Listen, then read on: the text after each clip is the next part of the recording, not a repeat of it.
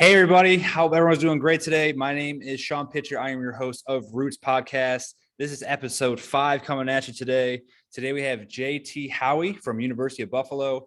He is the women's basketball strength and conditioning coach. How you doing, JT? Good, Sean. How you doing? Appreciate you having me on, man. No problem. Me and JT go back a little bit. We originally know each other from Ohio. We worked at a place called Spot Athletics, which is a private facility. Some of you may know that facility because of the famous powerlifter J.L. Holdsworth. JT was there, obviously doing strength conditioning on an individual basis, group basis. I was dabbling in that a little bit myself, but also kind of took over the nutrition consulting area.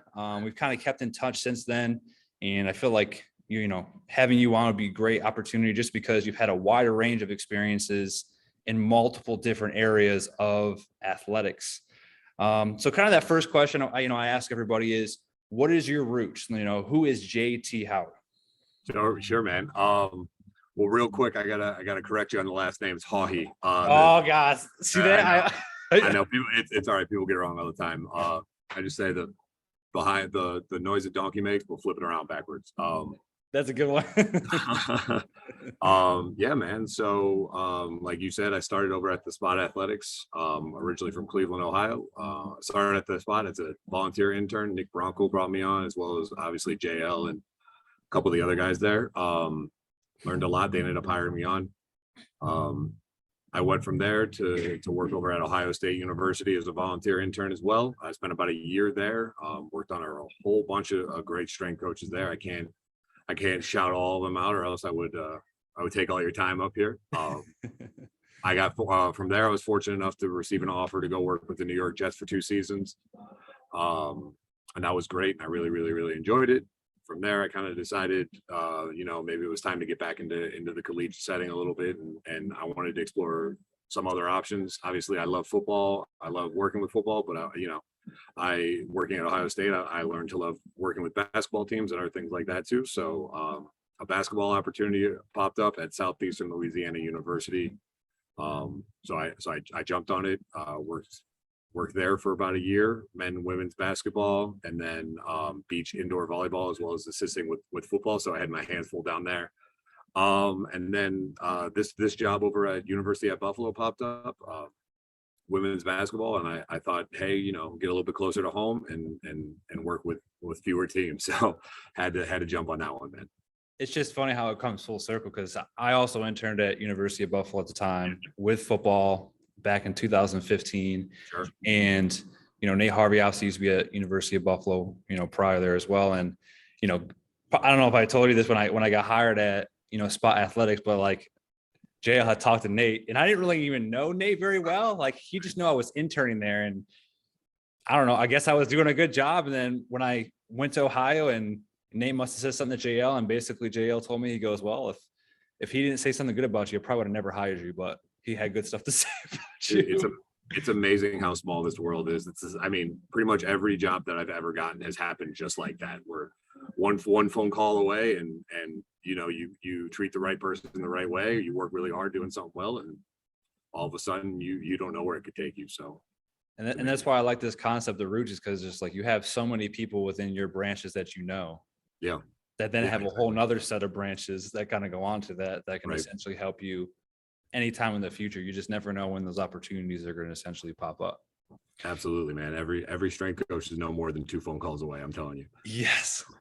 So kind of give a little insight into your different levels of being a strength and conditioning coach. You've been at the pro level, you've been at a smaller Division I, now you're at a MAC conference. You've also worked in a private setting where you've worked with probably everyone imaginable, Gen Pop, young athletes, older athletes, pros. How do you transition between all those different types of levels, or like, what are the differences there it takes to train those individuals? Yeah. I think the main transfer, the skill that transfers over, is you have to treat people like people, right? It doesn't matter who you're working with, whether you're working with a 10-year-old kid or a 34-year-old professional athlete. They're all people, and they all want to be treated as such. From there, it's really strength and conditioning is strength and conditioning, man. Everybody needs something a little bit different. when you're working with kids, you just need to get them to pay attention. That's all you need to do, right? Teach them how to move a little bit, make sure they're having fun, and that's it. Moving on to like, a little bit higher, like a Power 5 division level, right? They're there to work a little bit, and you need to, develop these kids who maybe have been giving a little bit of everything, and you need to develop them into men. At the professional level, everybody is a man, right? There were a lot of the guys out were older than me when I was working with the New York Jets, and I think that just establishing that what you're talking about is great. Another great thing about that level was that a lot of guys, at least the like like the high level guys, kind of understood what strength and conditioning is for them. And so they kind of did everything you asked them to do anyway, because they knew that we were there to help them. And then moving into like a lower level Division I and into the MAC, it's the same as like a Power 5 conference school, right? You just gotta put your head down and develop these kids over a longer period of time. Yeah, and the big thing there is, we talked about before we got on the call here, is you're going from a huge amount of athletes, you told me like 12 athletes. What are you able to do essentially, moving from, let's say you look at football, right? There's obviously a 53-man roster, obviously in the preseason, it's much larger than that until you kind of whittle guys down. How do you change your training, or what are you able to do now that you're able to have much less athletes in comparison to those settings where, like you said before, where you might have to work with 3, 4, 5 different teams, and you're probably just literally doing bare bone basics because you're just going from one group to the next. Yeah. I mean, you would like to say that you treat everybody train everybody exactly the same. But that's not necessarily the case. But it's the same, even here with the team that I'm running now. I only have 12. It gives me the opportunity to do that, right? I can individualize things a little bit more and go, okay, this athlete she just needs to learn how to bend her knees, right? So that's what we're going to work on. This athlete actually needs to develop a little bit more just strength, right? So that's why I can focus on there. This one is, needs to be more explosive or something like that. So yeah, you can get a little bit more individualized with it when you have a smaller roster. But we also talked about, right, strength and conditioning is strength and conditioning. So a lot of this stuff looks the same, and it doesn't even matter where you're at. So what is kind of your main philosophy behind strength and conditioning? Like, is there someone in particular as you kind of come that you follow? Is there a certain programming? Obviously there's conjugate, there's tier system. Like, what do you essentially utilize? Or maybe is it a mix depending on the sport that you specifically work with? Yeah. I wouldn't say that I follow anything like specifically. I've seen a lot of good stuff. This summer, the team came in and I expected them to look one way and they looked a totally different way. So, and that was nice, right? I was seeing a new group of athletes. We have 10 new athletes on the team. So we were all learning each other. So I got that first week just to kind of understand what they were looking at and what they looked like. And then I actually took the whole program that I had and I had to scrap it and do something new. So I wouldn't say that I like specifically follow anything. If you're asking right now, we're running more like a Brian Mann APRE style with my main movements, just because I think that's what they need. And it seems to be working, but no, I don't go, okay, like we're running conjugate. And so this is our power day, no matter what team I'm running, right? It's getting to know your athletes and that sort of thing. Yeah, man. I'm going to keep saying this probably through a lot of our podcasts, that seems to be the theme over and over and over. Know your athletes, show you that you care about them. Yep. And get to know the person behind the name before you just start throwing stuff at them, because they're not going to care about the rest unless you do. No doubt, man. No one cares how much you know until they know how much you care. And I'm sure that's, I hate it's a broken record. Two-headed cliches, man, but it's true. So can you kind of go into how you work with other professionals? I'm sure, like obviously at the Jets, you probably had everybody under the sun. Mm-hmm. And then maybe some of these smaller schools, like you probably have an athletic trainer, sports med doctor, you might have a dietitian. How do you work interdisciplinary with a lot of these staff members to provide the best care that you can for the athlete? Or how has other staff members helped you to be able to do that? Yeah. So I guess with I mean, the first thing is finding out, what the members of the strength staff expect from me, right? So like, I'm sharing an office, Coach A sitting right next to me right now. Um, and she, and we're office mates, so we have to be able to work with each other in that way, and scheduling around weight room times and with other just staff members that are directly in strength and conditioning. As far as like other sports performance staff members go, I think the kind of the more important thing is just sitting down and talking to them and setting expectations very clear. Like, all right, like what is your role here? What is my role here? And where, trying to clear up that gray area as much as possible, right? Because that seems to be the biggest issue. Everyone talks about, you got to stay in your lane and you can't do this, but athletic trainers can do this, but strength coaches can't do this, and dietitians can do this, but athletic trainers can't do this, and this is a doctor's job, and things like that. And obviously that is true, but there is a little bit of crossover there. So I think that the communication piece is huge, just clearing up that gray area, making it as black and white as possible. So that's typically how I handle it is, you sit down with the athletic trainer and you go, okay, what do you need from me? What do I need from you? And then where, if somebody wants something done, do I send them to you, or can I handle it? And then we kind of go from there.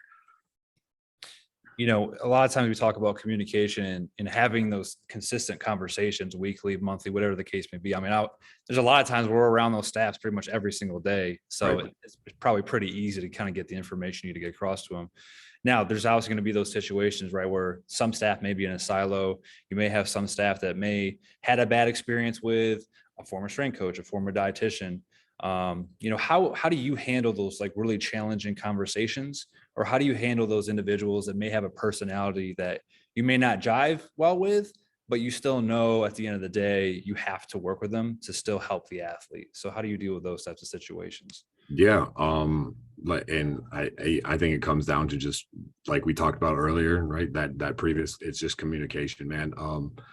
Letting them know that you kind of know what you're talking about, and you're going to let them do your job, right? You're not trying to step on their toes either. I think goes a long way. And then I touched on this before, but treat them like a person, man. People just want to be treated like people. Show them respect, show them that you respect what their job is, show them that you can't do their job, right? Like I couldn't be an athletic trainer, I couldn't be a dietitian. Like that's not what I'm supposed to be doing. So I think that showing them that you understand that and you respect what their job is allows them to do the same back to you. And then obviously it goes back to not being a slapdick, right? Like don't be able to do your job at a high level and expect everybody else to do their job at a high level as well. Yeah, I mean, it can be super challenging. You just have some of those mindsets that kind of they don't have that growth mindset. They're just kind of one track mind, and certain stuff works for them a certain way, or certain environments they've been in and worked a certain way. And it could be tough to kind of work them out of that situation, right, or expose them to new thoughts and new theories and new ideas. So you're always have to kind of figure out the person beforehand, how they communicate, how they receive information. Some people like their ego stroked a little bit before you could come in and want to bring something to the table to them. So it's almost like you have to sit back and do a lot of observation before you just kind of go into the situation gung ho and, try to get them to do what you want them to do, which even with athletes nowadays, it just doesn't work. Right. And especially coming into a new situation, right? Like you don't know these people's personalities and you don't know the athlete's personalities. So you can't just come in and start changing things and start, ripping things up because they've done it a certain way for so long. So you just have to let them know that you respect that. But some things do need to change. And that's, there's a reason that you are in the position that you're in. And they also need to respect that. Now, kind of go back to athletes. Have you seen any difference in coaching athletes? If we look back, let's say 5 to 8 years ago versus like in the now, do you see yourself having to coach athletes any different than you did when you first started in strength and conditioning? That's a wonderful question, Sean.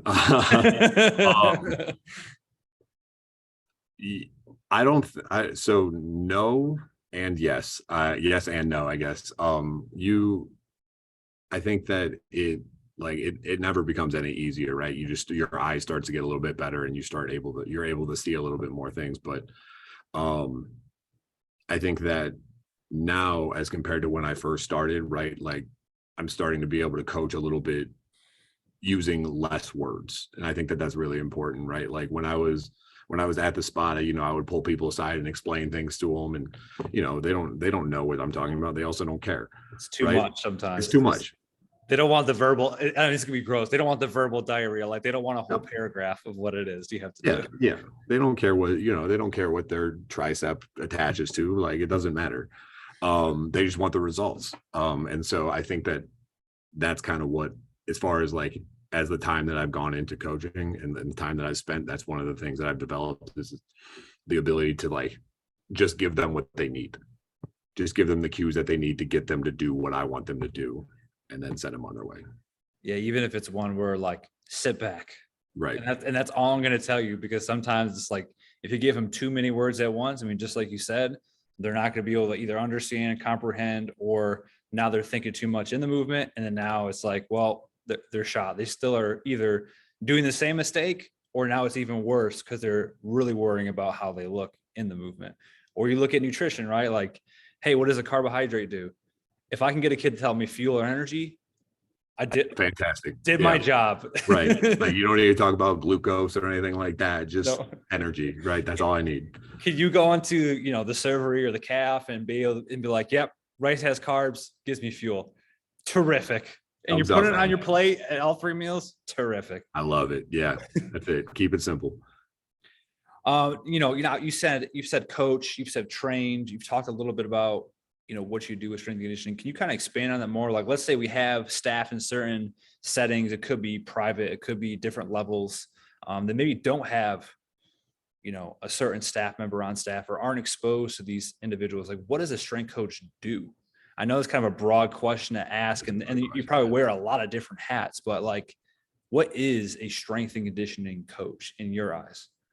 Yeah. I think a strength and conditioning coach, the initial answer is to prepare the athlete for the sport that they're about to play, right? And that could be for anybody, right? If you're just a regular individual and you're not a collegiate athlete or professional athlete, right? Your sport is life, or your sport is running marathons, or whatever that is. I think that strength and conditioning coaches' jobs are to prepare people for the demands that their life is going to throw at them. In my case, it just happens to be collegiate basketball players, right? So they're going to see a lot of basketball, so I have to get them ready to play basketball. But that's not always the case, right? Prepare them to go out and perform their best at whatever it is, whether it's being a parent or being a marathon runner or being a power lifter or being a basketball player, football player, etc. So just getting somebody to be their best. And how do you feel that transfers to the athlete after being an athlete? Because a lot of times it's like, that's all the athlete knows. Like from, I was an athlete at 7 years old, all the way up into college. And, a lot of athletes are the very same way, start very young, get to college, get the 1 or 2% that get to play in the pros. Like, how is what you're teaching them now going to prepare them for life after being an athlete? Yeah. As far as like going into the weight room and training, I at least hope that they'll walk out of here and they'll know what training looks like and how they can do that in their life, right? They could walk into any Life Fitness or Planet Fitness in the country, right? Hopefully they all continue on to have strength coaches, but you and I both know that that's probably not the case. So No, probably not. I hope they're going to a good gym too. yeah, but we all have our reservations about some of those other ones you just said. That's for a different podcast. That's for a different podcast. No, so I think that as far as that goes, right, that they feel comfortable and they can put together anything. They can set the J hooks to where it needs to go. They can count their weight. They know how to call their own weights. Sets, reps, things like that. But then it expands outside the weight room to where it's okay. They learn, this is the discipline. Like, okay, if I eat this certain way, it makes me feel this way. If I eat this way, it makes me feel this way. So that continues on to your life, right? I know that if I run a whole lot and it hurts my knees, okay, well, here's how I modify that. So everything that, it carries on into their life and hopefully they take the outside the weight room, but obviously I would like for them to keep training as well. Yes. I mean, at the end of the day, it's like we have to do these things every single day anyways. Right. And for us to stay as healthy as possible to reduce our risk of injuries, illness, no matter if you're an athlete or not an athlete, like all these skills and behaviors are going to be important, for the long term. And one of the things that I'll educate, the athletes that I work with is, and this is something I got from one of our leadership coaches I worked with previously at IMG Academy. Shout out to Cam Winston. But your body is your business. So Right. I'll literally put a visual up on the board, and it basically is like 5 different layers. Like we have your basement, we got layer 1, 2, 3, and then we have your penthouse, right? Everybody wants to get to the penthouse, the highest level status, as quick as possible. But a lot of times, guys and gals aren't willing to put the effort in to work through those different levels to essentially get to that point. Yeah. And that's where, like, and some of our workshops are one-on-one. It's like where you can challenge them, right? Like, because they think they may know everything. They may think they're very competent in that specific skill, depending on what practitioner is teaching it. But, I've had times where to use the example I just used, right? Like, hey, what's a carb? What does it do? No clue. Hey, if you go downstairs to the cafeteria or the lounge to eat, what is an example of a carb? Can't tell me. Right. So it's like, well, if you're not even out of the basement yet. Right. For nutrition. So it's like, we can't talk about any of these other topics, or we can't get to a lot of these levels for my specific part, let alone probably some of your other, coaches that you're working with. If you can't even understand like this basic concept, like it's probably the same thing for you, right? If you can't squat, hinge, press, pull, basic movements, right? Then how are we going to really do anything else to kind of advance in your training and your skill set? It's going to be probably pretty tough. Yeah, absolutely. And you even touched on it, right? Like, if they're not eating properly and they're not sleeping properly and they're not hydrated, like I can't even get them to squat correctly, right? They can't even do the thing that they do every single night, like almost involuntarily, right? They sleep. If we can't even get them to do that correctly or do that at all, we got bigger problems. Do you see any differences? Because obviously you worked in the private setting with some high school athletes, some adolescents, teens, and then obviously you worked with, the college/pro. Do you just see the same trend across the board? Like, is there any level where they end up getting any better at the eating, the hydration, and the fueling? Or is it, okay, you're a pro, some of the guys are going to say, yeah, I'm going to take it important, but you have other guys that are still kind of doing whatever they want. Yeah. I think you get a little bit of both at any level. And it's just to a different extent, right? Like when you're a kid, your favorite thing is that your parents don't give you your bedtime so you can stay up as late as you want, right? And obviously kids can handle that a little bit more like than you or I could. And then once you get to college, you're also in college, right? So like it's finding that balance between, schoolwork and all of the additional stuff that we're asking them to do in the weight room, at practice, meetings, film, all of that kind of stuff is challenging. Plus, I'm not going to beat around the bush. There's a lot of social pressure in college, right? To go out and make friends and do that. And, I'm not blind to that. You and I were both undergrad at one point in time. So, we've been there. And then at the professional level, it's 22-year-old kids that you just handed a big stack of money to. So, you would love to say that everybody is great. And once you get to the professional level, they are a little bit better, and they are better because they do understand, right, that they do make money off of their performance. But yeah, it's a little bit of both at every level that I've seen. Just depends on what the situation is. Yeah. And that's where you got to tell, you try to tell some of these guys and gals, it's like, you almost gotta be a little bit selfish. Like ultimately, like if you're with a certain group or with certain people, like at the end of the day, you have to know what's best for you. Is going out Thursday, Friday, and Saturday night going to be the best possible thing for you to perform well?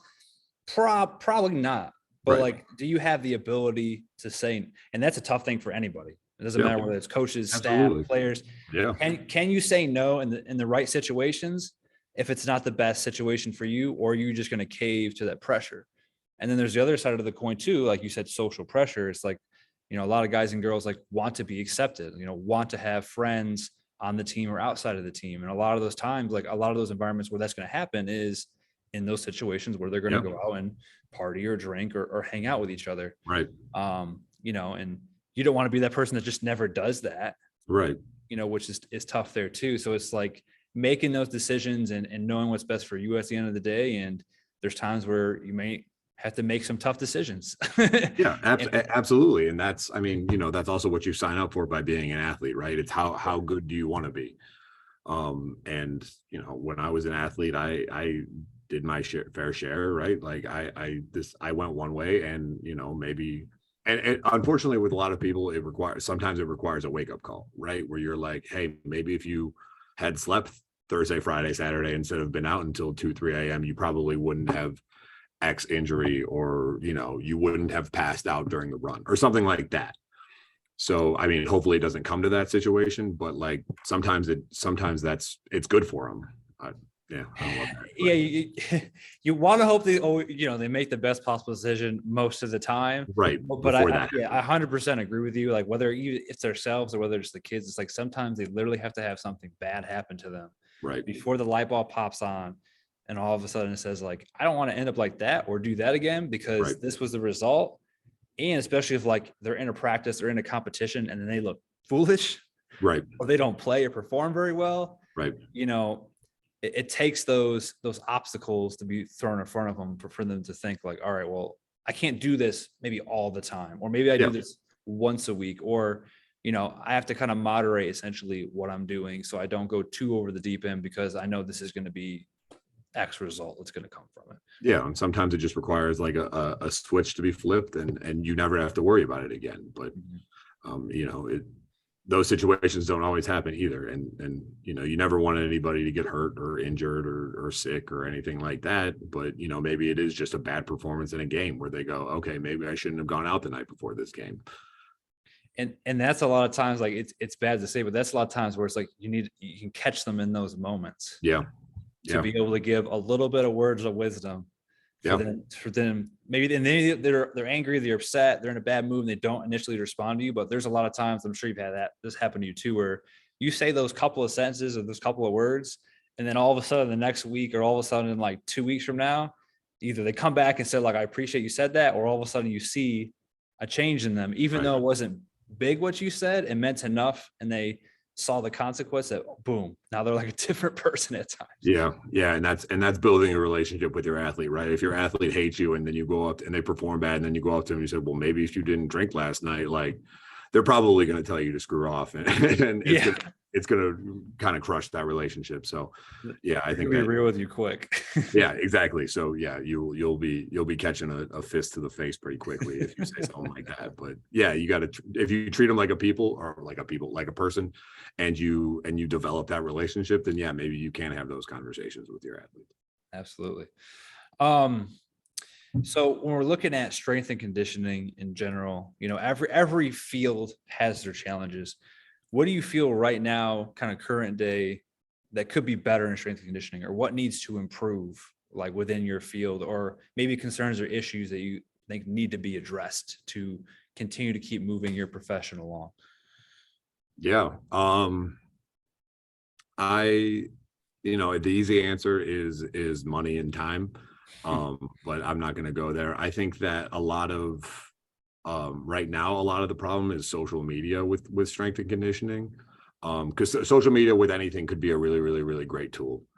But the other side of that coin is now, you know, everybody can be, you know, in a public eye. So it's a lot of times you see people who maybe aren't qualified to be giving people advice are giving people advice, right? And people are taking it. And that's kind of an issue where I see like, or you get athletes who see something on Instagram, they're like, oh, well, this person's doing this, so why aren't we doing this? And you know, you get things like that where I think that that's a little bit of a problem. It's not like a huge issue, but I think if we want to develop and get a little bit more serious in strength and conditioning and get people to respect us as a field more, I think that we kind of need to kind of squash that and really, really put, you know, good information out there for good people to, you know, listen and watch and develop off of that. Yeah, like one of one of my professors said like 9% of the stuff on social media is absolute shit or like Yeah, absolute garbage on there. And yeah, it's like it makes it tough for us as practitioners because like, you'll have athletes that will come in like, oh, you're the trainer, yeah, or they'll come to me, oh, you're the nutritionist, right, you're gonna give me my food. And right, it's like, well, we do a lot more beyond that. And like you don't want to be rude, but it's like, well, I'm going to correct you because at the end of the day, like you're a strength and conditioning coach, you have your degrees. I'm a dietitian. Like right. went and did, all my clinical hours, took a board exam. Like there was a lot more that came into it than a flyby random test that somebody took.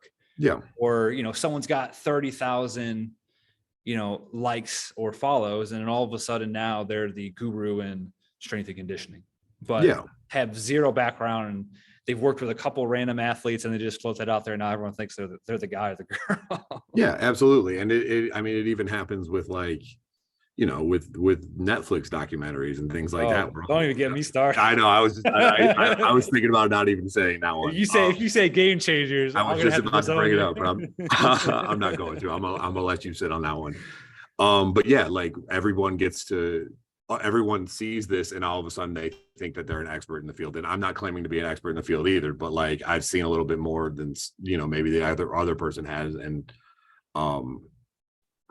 I think it becomes, the longer you stay in whatever field you're in, you get better at filtering out the bullshit. And I think that's a lot of the positives of gaining some experience is you see things and you're like, okay, I'm able to filter out this bullshit now. And I'm not just going to go, okay, well, this person is strong, therefore they must be a great coach, or this person's got a six pack, so they've got to be a great dietitian, right? There's more to it. Yeah. And I'll almost have a list of stuff when an athlete comes to me and says stuff like, to give you an example, I had an athlete one time come to me and he goes, hey, look at this article about watermelons. I'm like, okay, what about them?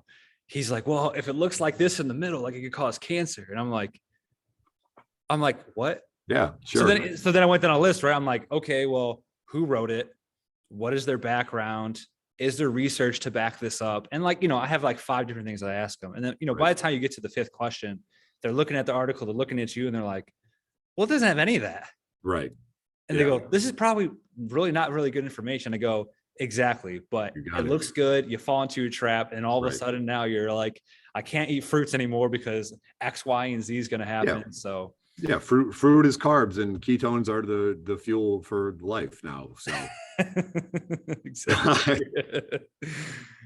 But yeah, so I mean, yeah, and I try to have that same conversation every time anyone comes up to me mid-season and says, hey coach, I think I'm going to go vegetarian. I'm like, really, right now? Probably not the best choice. Let's try it after season and we'll see what goes like that. But yeah, or, hey coach, I want to put this movement into my program. Like I saw this on Instagram and like the WNBA or the NBA, like their players are doing this. Like, can we do this? And you're like, well, yeah, let's kneel on a Swiss ball and wiggle that stick around and see what happens. Like, exactly. No, we're not going to do that.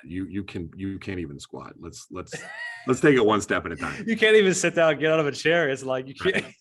How are you going to do that? Yeah, go to bed tonight and get a full 8 hours, and then we'll talk about the stability ball stuff.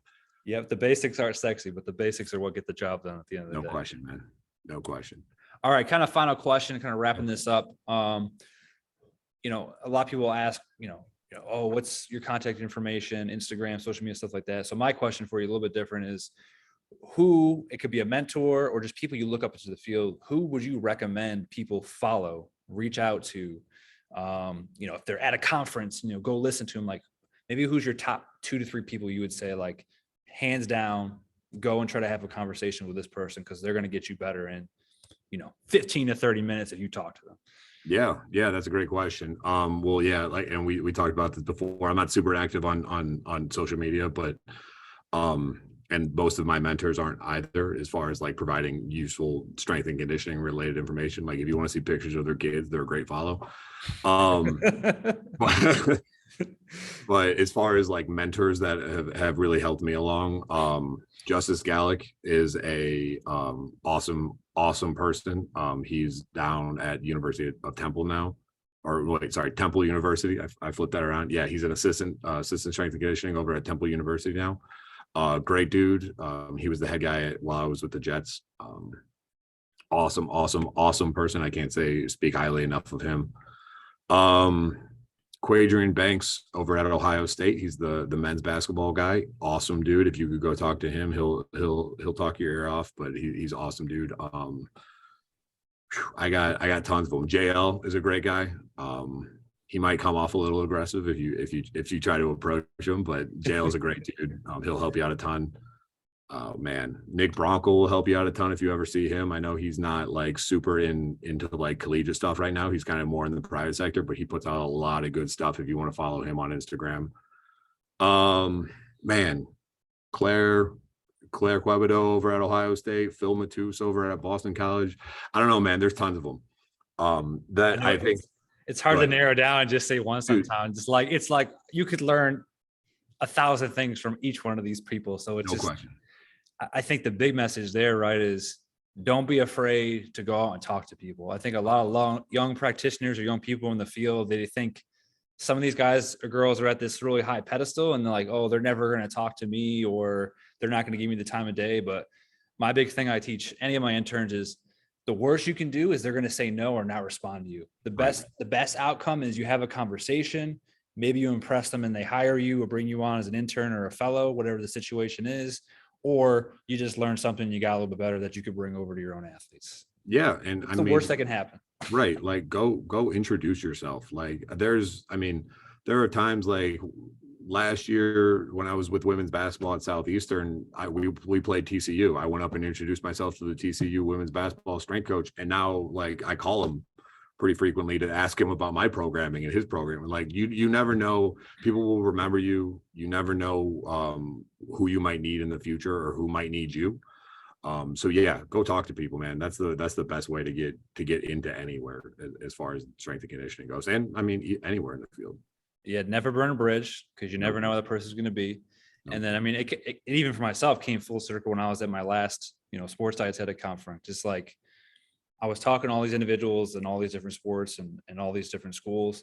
But then it's like I had the opportunity on the other end of it where I've had people coming up where I was able to sit down, talk, mentor, right. Give them advice. Yeah. So it's like it was super nice to be able to do those two different things at two different levels. Yeah. I was able to give back, but I was able to still continue to have high level conversations to keep learning and improving myself at the same time.